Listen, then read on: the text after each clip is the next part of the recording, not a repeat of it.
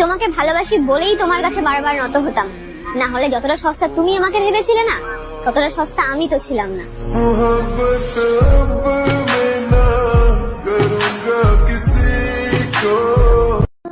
তুমি কেমনে আমার সাথে কথা না কইয়া থাকো? কত মানুষকে ফিরিয়ে দিলাম তোমায় পাওয়ার আশায়, আর তুমি কিনা সেই মুগ্ধ হলে অন্যের ভালোবাসায়।